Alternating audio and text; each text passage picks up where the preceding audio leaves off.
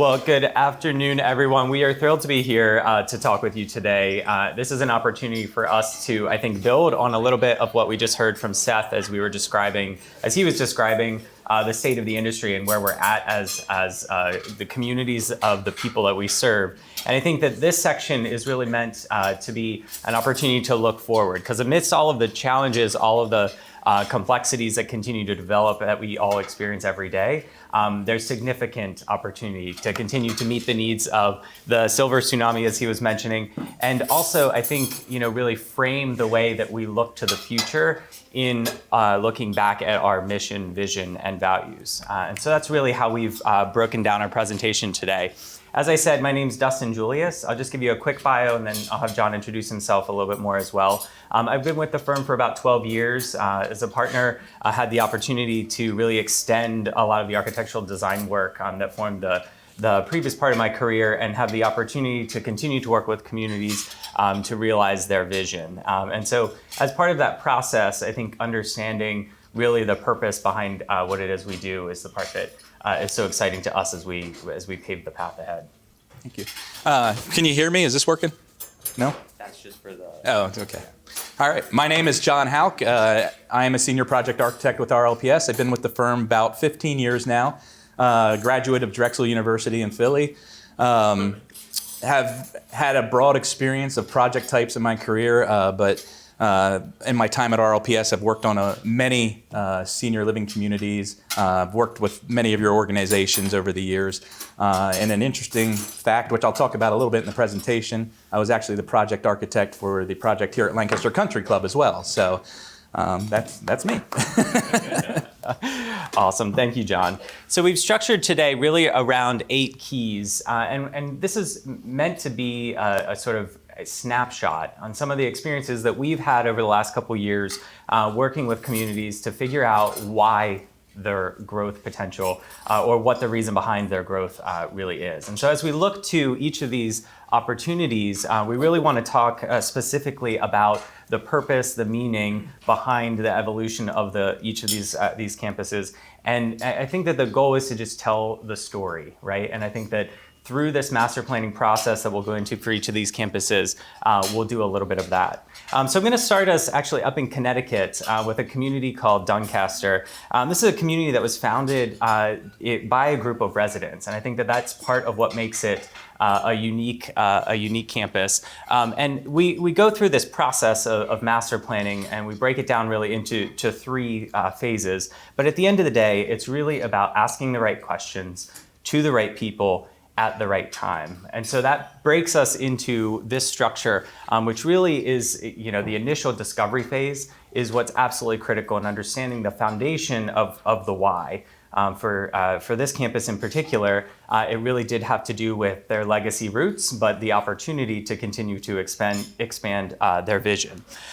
When we went through this early planning process with them, it's absolutely critical to have, as we said, the right people in the room early on. And so from our perspective, we look towards the resident body as a main contributor into that evolution of thinking. They're the ones who know each of our campuses so well. And so how do we borrow from their information, their understanding, and really lean into that and understand that they have the experience of actually calling this place home, these places their homes. Certainly we need to as well build into the leadership team, so you all in the room who have a part in playing an understanding of the path ahead, and then bringing in our partners as we move these communities forward as well, and respond to, as I said, some of the challenges that we're seeing in the industry. But I love this aerial image. This is the original sketch for the aerial of the Doncaster community. And it really points out kind of the vision, which was to create this connected series of apartments that all link back to their common spaces. And this, was their original thought, but their owner actually refers to them as being stuck in the 80s. So she's like, we're like a really great Mercedes, but we're still stuck in the 80s. And so for them, being able to diversify their product offerings was really what was key. They had an interesting experience. They actually went through a development process before we were working with them, and ended up abandoning that process because they weren't able to capture the resident experience in that expansion that their existing community had. So in a long series of focus groups and charrettes where we worked with residents, we were able to really get to the bottom of that, of what that meant to call Doncaster home. And it led us in a very different direction. We actually changed sites from that previous project location, and we're able to come up with a different path for them to move forward. As we talk about this resident engagement piece, it's not just about asking questions and waiting to hear results. It's much more about creating connections with those individuals and understanding the keys behind the solutions that they're looking to seek. And so, for example, their dining program was a hotly contested item throughout this whole conversation. We had to come up with a solution that allowed individuals to continue to have connection with the people who were serving their food. And so that human-centered component is what really became the genesis for their plan development. You can see here we were able to create sort of a secondary version, sort of Doncaster 2.0, where the apartments were connected back to a commons piece, and we're able to build on the opportunities of the apartments as well with some cottages. The other thing that I think was really special about this process for them is that the residents became so engaged and involved, even knowing that this was going to be a commons amenity space that really was built for the new residents. So I'll talk about this a little bit later on as well. But it really it afforded them the opportunity to expand their market value by creating different products that they don't currently have the land for on their existing site. You can see these quad cottages and some single cottages as well. So when we think about this as a master plan logic, it really built this narrative for their community of being able to really connect not only amongst the existing residents, but the new ones as well. I have to say that not every master plan goes directly as planned. We're currently caught in a legal battle. The neighbors are disputing the approvals that were granted by the Planning and Zoning Commission. But the story of that piece of the puzzle really comes back to the residents who came to every zoning hearing board, filled that room, and really professed their commitment to the future of Doncaster. And so those relationships that I was talking about forming at even the earliest of focus groups came into play later on in the process. And not only that, we were actually able to encourage some of them to write in and counter some of the arguments that the neighbors were making about this community. So it certainly serves to say that the people who use and live in these spaces have a voice, and bringing them into the process has really been key to Doncaster's success. Do I want to talk a minute, John, about the Three Pillars project? Take us out west a little bit. Yes. All right. The next case study, as Dustin spoke to, is Three Pillars Senior Living Community. They're located in the village of Dowsman, Wisconsin, which is a sleepy little village about 45 minutes west of Milwaukee here. And it's very sleepy, rural little community. In fact, the first time we went out there to meet with Three Pillars, we got there about an hour or two early and wanted to find a place to grab lunch quick. So we drove around the town looking for a place to get something to eat, and we couldn't find anything. There was no fast food restaurants, there was no cafes, there was no diners, there was nothing. So we finally ended up down here. We stopped at that gas station right there, thinking, hey, we'll just grab something from the convenience store. Well, lo and behold, there was a little Mexican restaurant in that gas station. So I'll say that was probably the best Mexican gas station food I've ever had in my life. To be fair, it's the only Mexican gas station food I've ever had in my life, but it did not disappoint. So what we didn't know at the time was that Dowsman was in an area that was targeted for growth. There was a lot of development in the works for Dowsman. You see this yellow shading on this map here. It kind of charts growth coming west from Wisconsin out into these rural areas. And so Three Pillars wanted to expand their campus, but their mission was they really wanted to expand it in a way that capitalized on this growth. They wanted to participate in the growth of Dowsman, and they wanted their residents to feel engaged and as a part of Dowsman. So they wanted to come up with a concept that the Three Pillars community would open its arms to the greater community and welcome them in somehow. So that was sort of the driver from the beginning for this expansion project. Three Pillars owned a large plot of land. So you see over here this property that about a little more than 100 years ago, a farmer, the Van Brunt family, gifted their 300-acre farm to the Masons to start a senior living community. And to date, Three Pillars has only really used the property down here below this road. This whole property up here is theirs as well, and they wanted to expand. So they had two goals. One was engaging the community, the growth of the community, and number two was they wanted to acknowledge the history of this site. It's interesting. I'm not going to go through all the details of this, but the Van Brunt family developed some agricultural tools back in the early 1900s and actually sold the rights to those tools to John Deere. So this farm had a historic significance in the town of Dowsman. It was an important place. So they wanted to recognize that in some way. And what's unique is there was a couple of buildings still sitting on the site. And they were in disrepair. These little carriage houses, they sit out right along this main road. They're very visible. They were in disrepair. Well, Three Pillars decided they wanted to restore these buildings and make them the centerpiece to sort of memorialize the history. And they actually are turning them into like a quasi-museum on their site to the Van Brunt family and their legacy, which is really cool. So, as I said, they wanted to make that the centerpiece. So right here, you see this traffic circle right at the main entrance. The centerpiece of that is those three little carriage houses. And they have been restored. Now, this project's still under construction, but those buildings have been restored and they look fantastic. It makes a really nice statement. But the second goal, obviously, was they wanted to welcome the community in. So as you continue around this traffic circle, you come into what they call Main Street right here.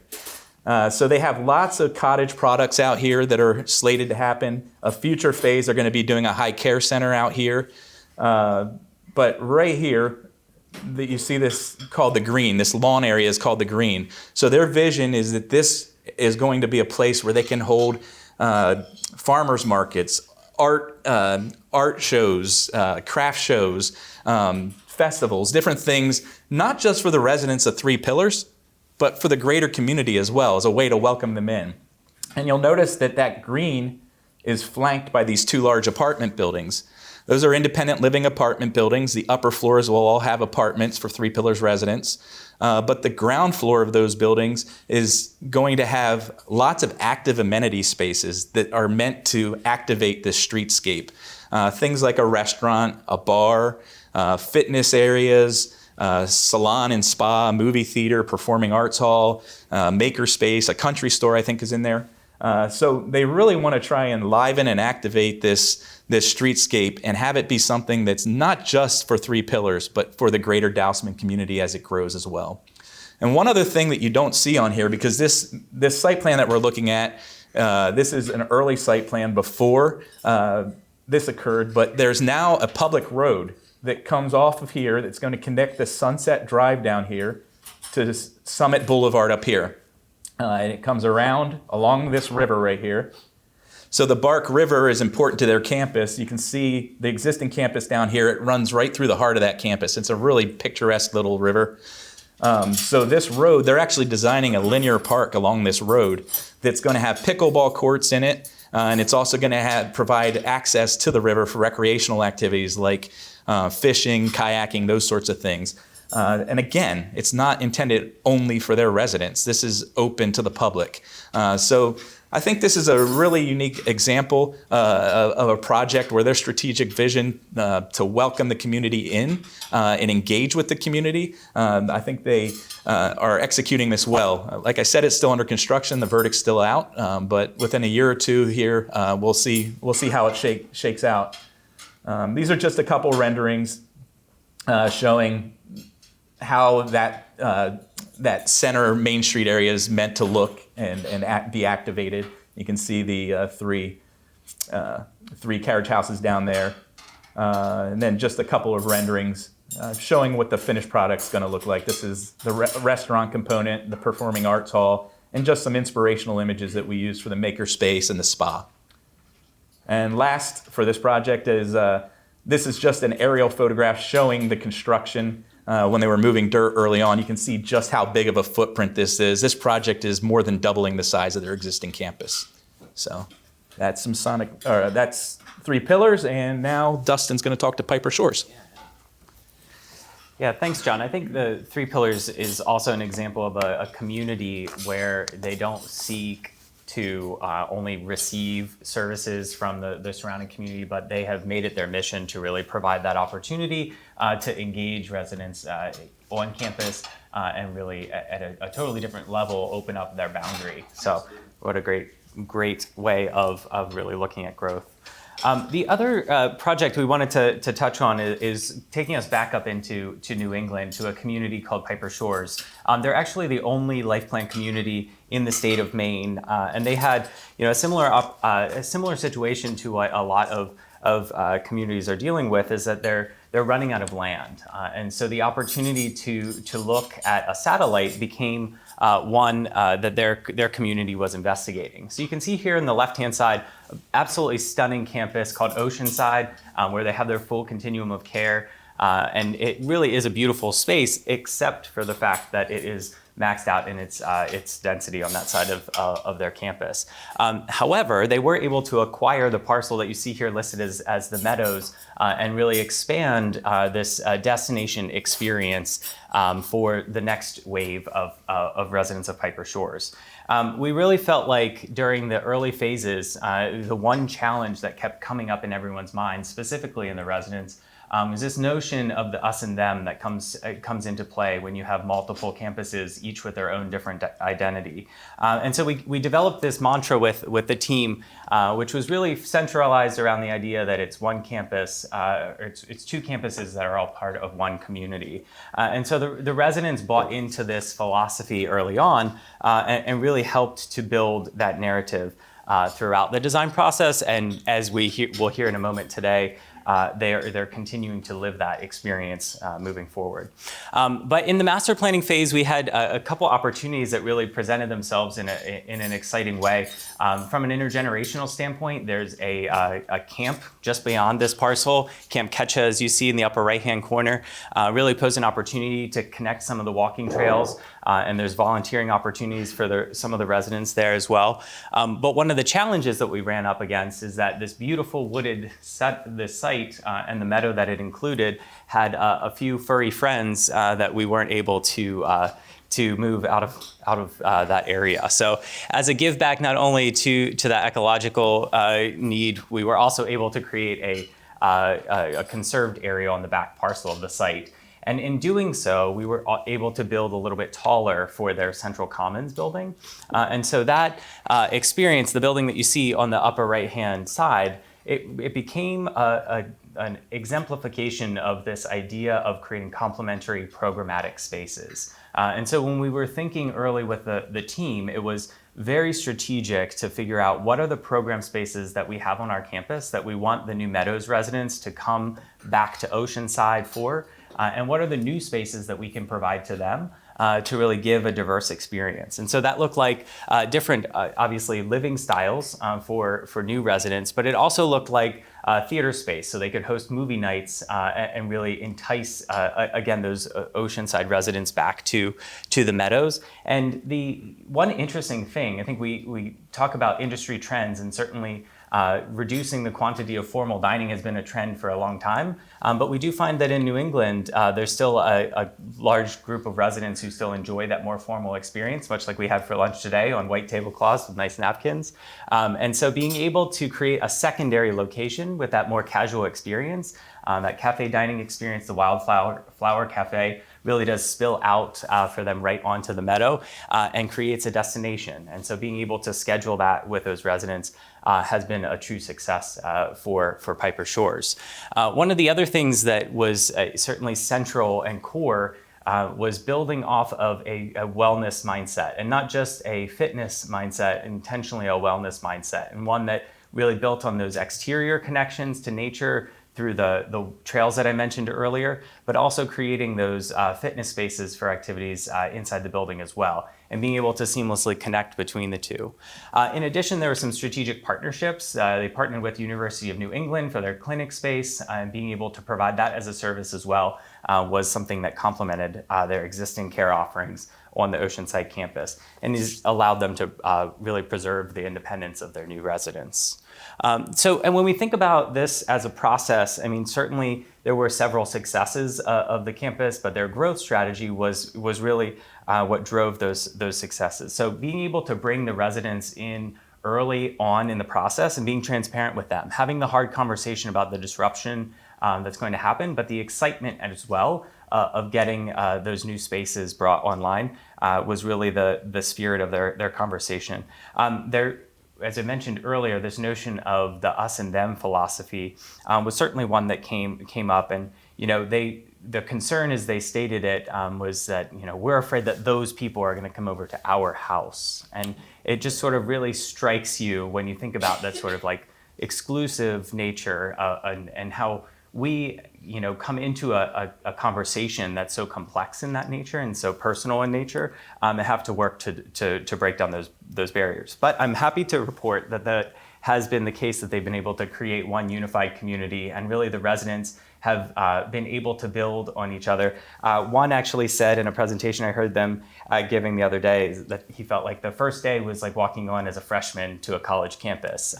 And you meet all your new friends and you become part of a new place and are able to really to make new friends in that way. So that level of integration, not only in the way that they utilize the common spaces that I mentioned, but also more explicitly how they integrate on on the different committees that exist, has created this sort of seamless connection where everyone feels like they are part of Piper Shores. So creating that destination isn't a one-way street. It's not how do we bring people one direction. It's very much about creating that seamless overlap of the Venn diagram between both campuses.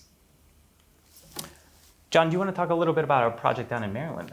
I would love to. All right, the next case study I'm going to present is Edenwald Senior Living Community in Towson, Maryland. So Towson is just north of Baltimore City. And you can see here, let me go to the next slide.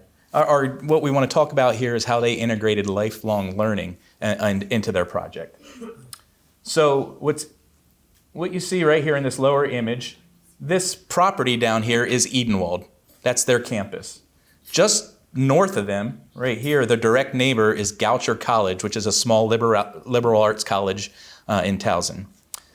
Both Edenwald and Goucher had some challenges that they were trying to overcome. And the leadership of both organizations had a strong relationship, so they sat down and put their heads together to see if they could come up with solutions that could benefit both of them. In Edenwald's case, they wanted to expand and grow their campus. Unfortunately, they were landlocked. They were out of land. They were up against their property lines. They had nowhere to go. Goucher College, on the other hand, like many liberal arts colleges, had some financial struggles that they were trying to overcome. And they were looking for additional revenue streams. So the solution that they came up with is that, is that Goucher College offered a 100-year land lease to Edenwald so that Edenwald could expand their campus. Obviously, that benefited Goucher too, because now for the next 100 years, Edenwald would be paying lease payment to them, giving them the revenue stream they were looking for. So that's not where the story ends, though. They came up with the solution, and Edenwald was going to proceed with their project, but they continued to look, how can our two organizations collaborate and work together, and how can this project benefit both of our organizations? So the project that took shape is what you see here on your screen. There's 3 residential towers. So the 2 on the right here are 9 stories tall, and they have a ground floor parking under them, and then 9 stories of residences, all apartments. The 12-story building that we have on the left side here, in the middle of the sandwich here, this is all apartments, IL apartments for Edenwald. But on the ground floor and on the roof, they built some shared amenities between Goucher College and and Edenwald. What they're trying to accomplish is creating intergenerational connections and lifelong learning for the residents of Edenwald. So the shared amenities that they have on the ground floor include classroom spaces, a theater, a yoga studio, there's a cafe and a lounge, and then up on the roof they have an event space that can be used for special events. The goal here is that obviously the residents, because it's in the Edenwald campus and in their buildings, they're going to use these services. They're going to go down and they're going to use the cafe. They're going to go down and take fitness classes in the yoga studio, those kinds of things. But Goucher College is going to be planning classes in these classrooms. I keep hitting the wrong button, I'm sorry. Is going to be planning classes, sending students over to this building for classes. Obviously, the students are going to be using the cafe and lounge while they're over there. Hopefully, they may be attracted to take classes at fitness classes as well and use the theater and so forth. So what they're trying to do is bring both the seniors and the students together in a common space and kind of create these intergenerational connections. Goucher College, both organizations are also hoping that residents may be interested, Edenwald residents may be interested in taking classes and continuing their own education over at Goucher College. So that's another relationship they're hoping to capitalize on. The other thing to notice here is, so here's Edenwald. This is the 3 new towers that we were just looking at. Goucher College sits over here. Downtown Towson sits over here. So this is where all the shopping and dining and everything occurs. And Edenwald sits smack dab between the college and downtown. And for many years, historically, there was a fence that separated the two organizations. So it created a barrier. So it was very inconvenient. The Goucher students had to go all the way around the Edenwald campus to get to those amenities. Well, now they took that fence down, the barrier's gone, and you can see this circulation spine that goes right down through the heart of Edenwald's campus, inviting the Goucher students to use that pathway to get to downtown, which they're going to use quite frequently. So this is a great example. This project's a great example of 2 organizations who are facing challenges, putting their heads together and coming up with a unique solution that benefited them both. And it's also a great example of a strategy that a community is using to try and create intergenerational connections, non-traditional intergenerational connections that you might not see on other campuses. And I think it serves as a good example and hopefully sparks some ideas in some of your minds. All right, and Dustin, you want to talk about Live Well? Thanks again, John. So I think when we talk about growth, a lot of times what comes to mind is this idea of increasing density, increasing census, increasing your population. And I think that this next project is going to represent a little bit of a different strategy. So Live Well currently serves 132 residents who are living with some form of dementia. So at the end of our master plan, we actually end up with the exact same number of residents. However, every facet of their entire community was touched throughout the renovations project. And so what's different here is a way of thinking that growth isn't necessarily just about more, but it's about reaching a different sector and expanding the reach through an innovative model of being able to provide new types of services, and in this example specifically with people living with cognitive impairment. And for them, that started as an evolution or an expansion, I should say, of their philosophy of providing care and partnering in care with these individuals.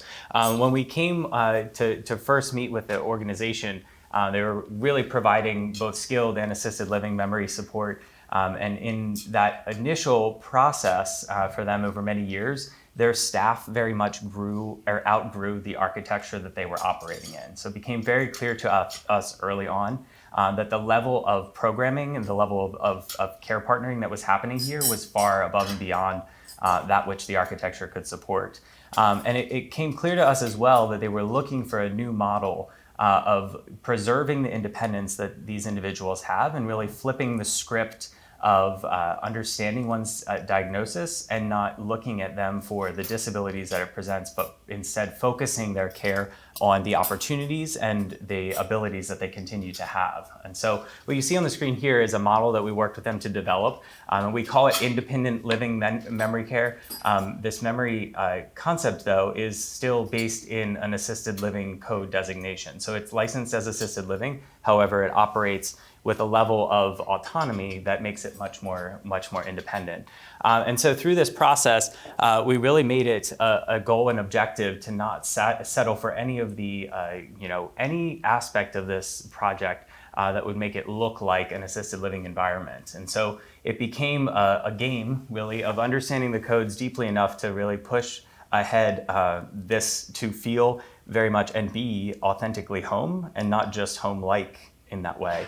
And so some of the things we had to do involved some horizontal and vertical fire shutters throughout the building to create separations between living areas and community gathering spaces. But at the end of the day, it was absolutely effective in creating spaces that feel like you're stepping into a living room or into a dining room anywhere in the state. So we're able to do that through these series of intentionally scaled spaces, the parlor, the living room, the great room with the grand piano. And really we're able to build on that philosophy and advance the industry in the way that we really talk about people living with dementia. The other thing that was really special in this process is that we went through a lengthy process of working with people who are living at LiveWell to be partners in the design process. You have the opportunity when we engage in these exercises for master planning to really lean into the experience that they themselves are having. The other aspect of this campus redefinition involved something that became known as the Resilient Living Center. So it was born out of the idea of their adult day programming. You can see that in the image on the lower left here, which is a perfectly serviceable space. It was about 700 square feet and had a wide array of activities for art and for cooking demonstrations, but it also housed African dance classes and things of that nature as well. But everything happened in this one space. And so when we were meeting with residents and asking them, how was your day? What did you do today? They would often, you'd be met with a dejected look on their face because they felt like they didn't do anything during that day, despite a full roster of programming. And the reality was that they felt that way because they spent their whole day in one space and maybe moving around the space, but the flexibility of that space was a trade-off for creating intentionally designed spaces for each of those activities. So slightly bigger, the Resilient Living Center was about 14,000 square feet of common space that serves this organization's need, not only for its existing residents, but for potential future residents, and really as an incubator for the community at large. So you can see here in the design of these spaces, each one had to create a very intentional relationship to the program that would be taking place in that space. So the art studio, for example, has exposed ductwork. It has an exposed ceiling and concrete floors. And so we have the opportunity to really evoke the identity of the program that's taking place in that space. And so, when you walk into the performance space, you feel the hardwood floor underneath your feet. And though it came up in every value engineering list, we really pushed to make sure that maintained a place in the design. We were obviously physical fitness was a big part of the project, and the opportunity to not only do that inside the fitness studio, but also connect directly to a series of courtyards that interconnect all of the buildings in a way that we could actually achieve a real unlimited amount of security and autonomy in tandem for these residents. We use a technology called Care Predict, which is a wearable device that allows for sort of active and passive monitoring. And what we found and what we've heard as feedback from the staff members of this building, it's really about understanding the patterns and habits of the people who are using these spaces. So if Mr. Jones is supposed to be at lunch at noon and it's 1 o'clock and you haven't seen him in the cafe yet, it's probably time to go check on him. But if Mrs. Smith is leaving her room at 9 in the morning and heading over to the Resilient Living Center, all is well and all is normal. And so we've been able to work with them to develop these strategies and understand those patterns in a way that has afforded them the ability to preserve the autonomy, even though some of these people are experiencing very early cognitive decline. The other thing that's interesting about this campus is that it's very much oriented not just towards people who are spending their time living here, but it is focused as well on reaching out to the community at large. And they've taken on a model that's much more like a college campus experience, in which you can sign up for classes as you need them. And so someone who doesn't yet need that full residential level of care, but can come and participate in those fitness spaces or come and take art classes and really benefit from the experience that LiveWell has to offer and make that a part of their path through their diagnosis. This is just a quick look at the outside. It was interesting when we were starting this process. This idea of the river became a sort of icon of the design. And so as we were working through the architectural development, we really wanted to create an experience that mimicked this notion of catching people upriver before they've experienced that decline, being able to provide them and connect them with the services that they need as soon as possible. But it does serve as I said, as an incubator. And so the opportunity for LiveWell to connect not only the growth that they as an organization have experienced, but also working with other communities, actually working with the Doncaster crew that I just mentioned a moment ago, in order to build off of the learnings that they have experienced at LiveWell and integrate some of that methodology into their campus. And so when you start to see some of the industry change that occurs throughout each of these master plan projects start to overlap at other communities, I think that's the real power and potential of how that growth can continue to be part of that innovation. Do you want to talk, John, just for a moment about Landis Place on King? Sure. Okay, yes, the next case study we're going to look at is Landis Place on King. I guess we want to start the story looking back at Landis Community's flagship community, which is Landis Homes. I'm sure many of you are familiar with Landis Homes. It's right up the road here in Manheim Township, Lancaster County. And you can see this campus is in a very rural setting. It's surrounded by farm fields. It's out near the Lidditz Airport. And this is a traditional campus here where all the services and amenities that the residents need are incorporated right here into the campus. So they don't have to leave campus for dining, for wellness, for medical care, those sorts of things. Landis Communities has expanded over the years. They have some other properties now, like, for example, Welsh Mountain Homes up in New Holland and Steepleview Lofts in Lancaster City. And I believe there's another one that's escaping my mind at the moment.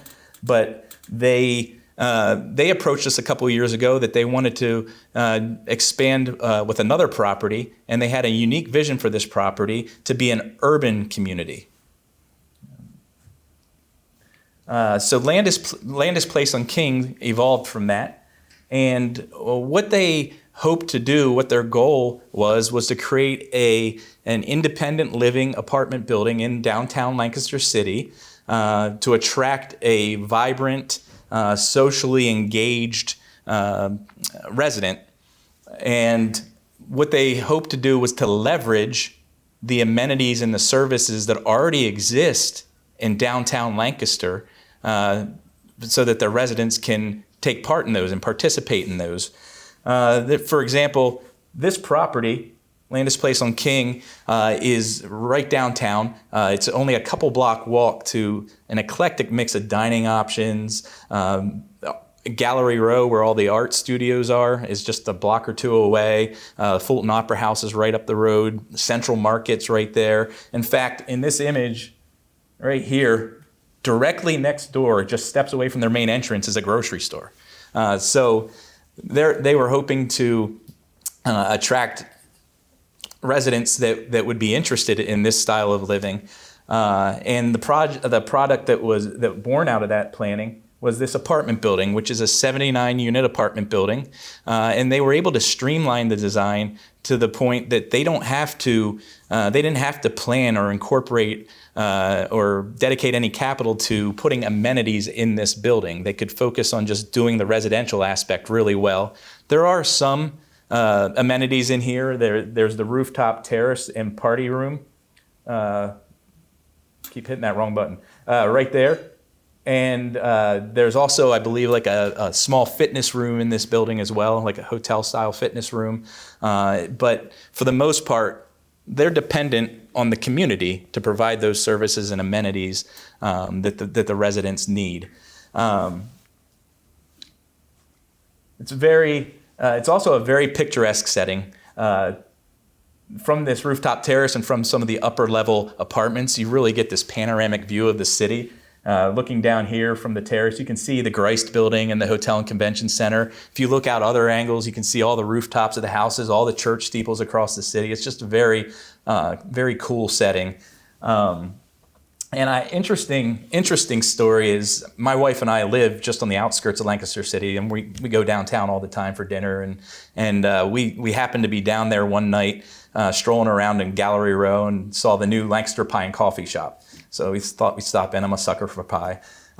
So we stopped in and we were sitting there. We were eating our pie and drinking our coffee, and an older couple came in and sat at the table next to us. And they were very friendly and chatty. We started talking with them, and lo and behold, we found out they were residents at Landis Place on King. And they were sharing all their experiences of living there and how much they loved being downtown. It was just such a testimony to the vision being realized, Landis Community's vision of creating this active, engaged community in the city. I was sitting there getting firsthand account that it was a success. So kudos to Landis for this project. All right, Dustin?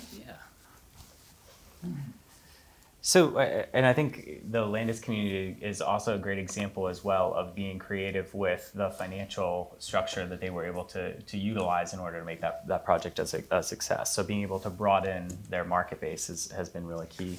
I'm going to take us back up to New England again and talk just a little bit about a project that's really early on in the planning phases. But I thought it was applicable because I think that when we talk about trends that we're hearing throughout our industry, certainly the notion of sustainability is one that comes into play.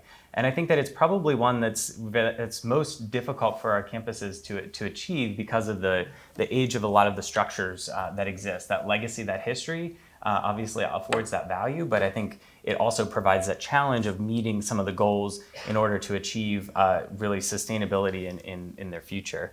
So Wake Robin is a campus up in Shelburne, just south of Burlington in Vermont. It's a beautiful little town located on Lake Champlain and has really a rich history unto itself. The original founders of Wake Robin actually came to Folkways and saw what Folkways was doing, really loved the connected nature of all of their apartments and how you could walk undercover back to commons. And so they borrowed that idea and took it up to Vermont. And so their campus is built on very much a similar logic throughout their campus. But because of that, if you know anything about Folkways, they have a very sprawling nature, very single-story nature, and so density certainly is a challenge for them. And being able to continue to really work through fundraising opportunities has been an issue for them. So the need to expand was clear, and it was also clear that Wake Robin's mission was going to be integral into that development. Oftentimes when we talk about sustainability, it comes too late in the process. But for Wake Robin, their mission on being a sustainable community has been part of their DNA for many, many years now. And so I just put up on the screen a few of their examples throughout their campus of how their operations and their programming are really central to their campus life. So if you look at the upper left-hand corner, that dandelion that we all love is really they subscribe to this notion of not mowing in May, which I have already violated myself. Apologies to them for that. But they too have a series of ways that they that they recycle. They separate all of their trash.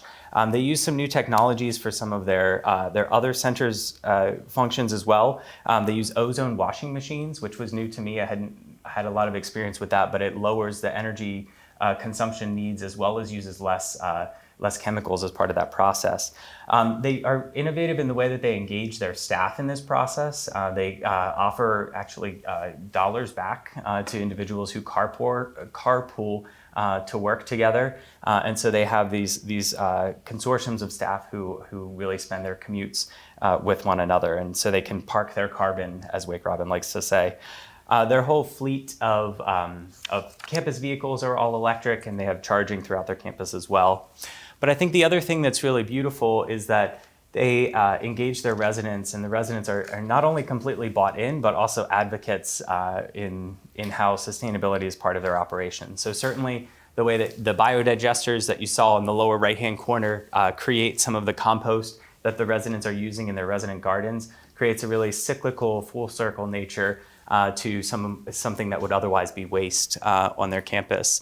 They have a full apiary that produces honey for their community. And then one of the things that I've found truly special is that we think so much about these types of aspects of sustainability, but being able to give new life either to old infrastructure or even to an old object is really another part that we often neglect. And so they do what's called a tag sale. And they invite the whole community to come in, and it's really like a big yard sale for their whole campus. And you can see the line in the center image on the top there of people coming out and just really excited to give new life to an old object. And so that's really become part of their process. They also have a sugar maple syrup production on their campus. And one thing that's really special about that is that it's completely resident run. And I don't know if you know this, but it takes 40 gallons of maple sap in order to produce just 1 gallon of maple syrup. And so the quantity of production that they have through miles of lines that go through their sugar bush throughout the campus really is very special. But the challenge that Wake Robin really had is that as they've been going through renovations with their existing facilities, they've come across many hurdles with their existing architecture, and that the building envelopes just weren't up to the level of that they needed to be in order to create this true net zero goal that they placed on for themselves. So while they can improve the thermal envelope, put new windows in, increase the insulation value, and use low carbon footprint materials, they really are struggling to fully realize this part of their goal. So we were looking at growth opportunities. The real goal here was to think differently about what a new residential product could do to meet their passive house and net zero needs. So this process is still very much in the early phases of design, but I use it as an example to say that when you have those opportunities, looking for those little opportunities that become big motivating drivers in the way that growth can happen, it puts you in a position to say, okay, we are all bought into the same mission, we're all bought into the same vision, and we're moving forward with that collective understanding that this product is the right next step for Wake Robin. And that's been the real win here, is being able to bring the residents into that story and bring them into, as a part of that process. It makes this project feel very validated to them, and they're bought in what that represents. It's kind of cool. We're actually kind of calling it our first net zero hybrid is the way that it's developing, but it stacks 3 sets of units that are oriented parallel with the grades in a small portion of the sugar bush. Don't worry, we won't take away too much of the maple syrup, but they're able to really be built into the landscape in a way that also works with the solar orientation to collect energy from the roof.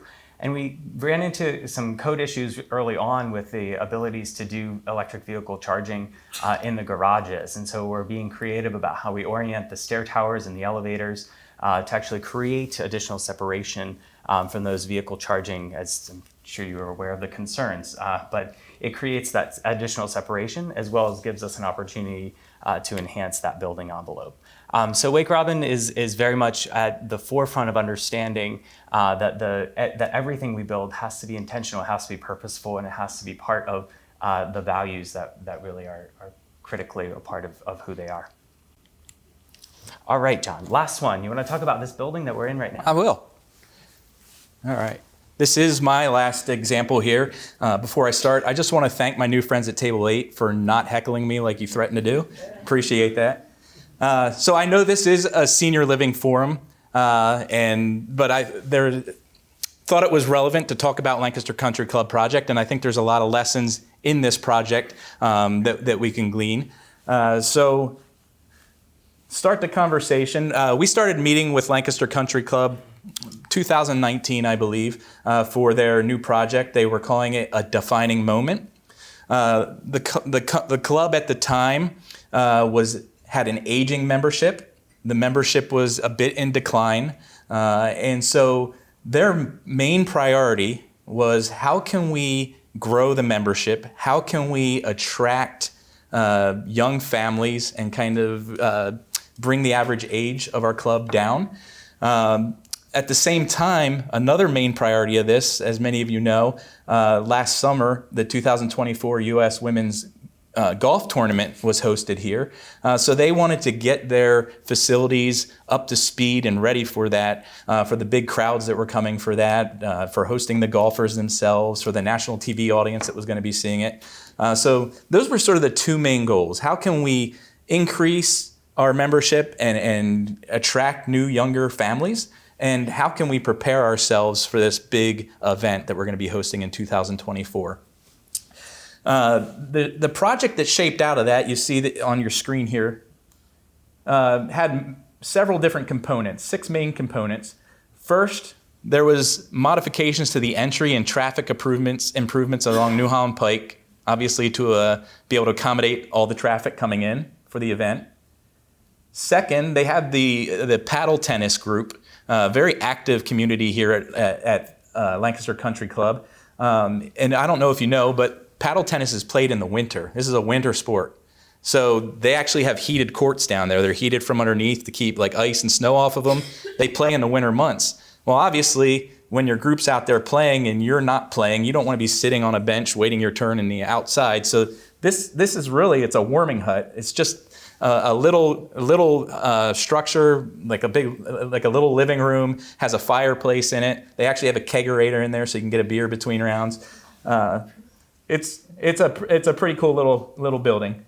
The third thing they wanted to do was to upgrade the building that we're in here today. It was outdated, needed to be modernized. So this building went under extensive renovations and actually got a couple little additions on it as well. And this piece has been phased and is actually still being phased today. In fact, we just finished a conceptual design for the next phase. They're going to finish out renovating the Flynn dining room in the center of the building and do updates to the production kitchen as well. The fourth piece, obviously, for the golf tournament, they needed to do upgrades to the golf course itself and get it ready for a professional golf tournament. As part of that, our architectural firm had nothing to do with that, but what we did participate in was creating this new golf plaza out here. So they really did a lot of work to the peripheral spaces around the clubhouse, outdoor patios. We built a new fire pit area where they could sit. This new practice green came in. And over here, so this area right in here was the old swimming pool. When they pulled that out, they salvaged this building. There was actually 2 buildings. There was this building, which was the men's locker room for the pool. And then there was a mirrored version of that over here, which was the women's. The women's building came down, but they salvaged this building and turned it into the pro shop. And it's a great location for it. It opens out to the golf plaza, great views out toward the Conestoga River and the bridges that cross the river down there. A very nice setting. And then the 6th piece was the activities pavilion, and this was really the piece that was geared toward how do we attract new, younger members. This activities pavilion got the new pool. The pool got a splash pad area for children, zero entry shallow end, and then the deep end over here is also doubles as lap swimming. They have a competition swimming team here at Lancaster Country Club. And you can see right here, we built this like little amphitheater tiered seating area.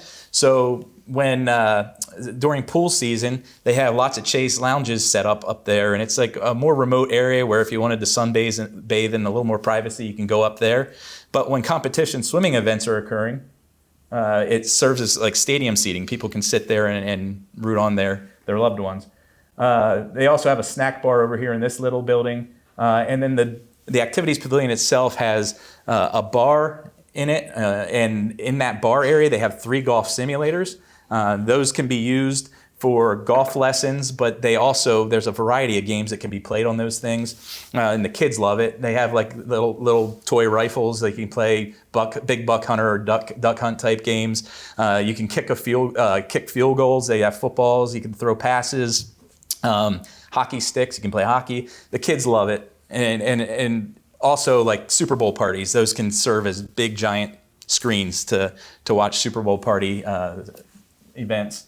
They also have a children's activity room in there that's geared toward their summer camp program. And then on the lower level, there's some fitness areas and the pool locker rooms themselves. So this project was very successful. It accomplished the goals that the club set out to do. Number one, they did attract more members, and they did attract young families. They got a lot younger, and their membership actually exploded after this project, and they now have a lengthy wait list. So very successful in that regard. And then the second part, as you all know, the tournament was here last summer. It hosted record-breaking crowds. It was actually some of the biggest crowds that have ever attended a U.S. Women's Open golf tournament. And the golfers and their families also raved about the accommodations. So the activities pavilion across the street, across the parking lot, that's where the players and their families were hosted. So when the players weren't out on the golf course, they were hanging out in there, and they raved about how the accommodations were some of the best that they've experienced on the tour. They especially liked, they can sit out on the deck on the outside of the building and overlook the driving range over here. So the families could sit there and watch their daughter getting ready on the driving range and be hanging out up there at the bar. It's just a nice setting. So this was a great project, and I think the success of this project really comes down to Lancaster Country Club had very strong leadership in place with a very focused goal, very good strategic vision, and those goals and objectives and that strategic vision drove everything that we were doing on this project. And I think they made a lot of good moves here, and obviously it turned out well. So, awesome. Well, that's all we have. I think we're right at time. So if you have any questions, feel free to grab us. We'll be around after our next session. We're very excited to have had the opportunity to talk with you today, and hope that there were just a few nuggets of information that maybe you can take and use yourself as well. Thank you.